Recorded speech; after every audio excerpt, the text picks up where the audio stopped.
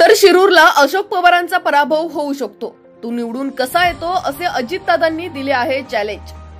दोन्ही राष्ट्रवादीतील लढतीत शिरूरला हवेलीतील आमदार होण्याची संधी आली चालू। आपला आवाजचे संपादक उत्तम कुटे यांचा स्पेशल रिपोर्ट।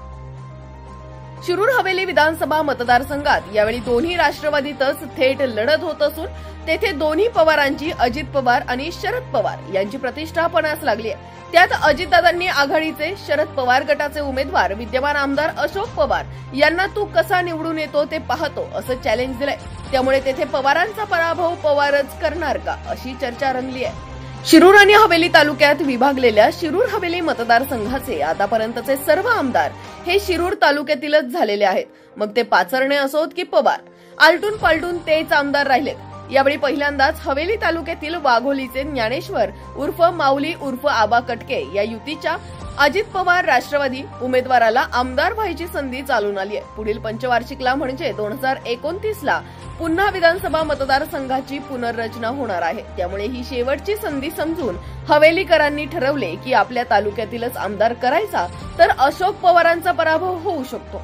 शिरूर तालुक्यापेक्षा हवेलीतील मतदारांची संख्या 36,000ने जास्त आहे, हेही लक्षात घेतले पाहिजे। बंद पडलेल्या अशोक पवारांच्या घोडगंगा सहकारी साखर कारखान्यामुळेही सभासद असलेल्या मतदारांत त्यांच्याविषयी नाराजी आहे, हेही त्यांच्या पराभवाचे कारण ठरू शकते।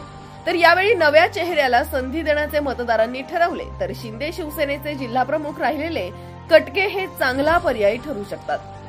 दरम्यान अशोक पवारांनी काल उमेदवारी दाखल केली। कटके सोमवारी आपला अर्ज भरणार आहेत। ते 6 दिवसापूर्वीच दिनांक 21 रोजी युतीतील शिंदे शिवसेनेतून युतीतीलच राष्ट्रवादीत आले आहेत। तेव्हाच ते उमेदवार असू शकतात अशी बातमी आपला आवाजने दिली होती, ती तंतोतंत खरी ठरली। तेथे पुणे जिल्हा परिषदेचे माजी अध्यक्ष भाजपचे प्रदीप कंदही इच्छुक होते। आता ते काय भूमिका घेतात हेही पाहण्यासारखं ठरणार आहे।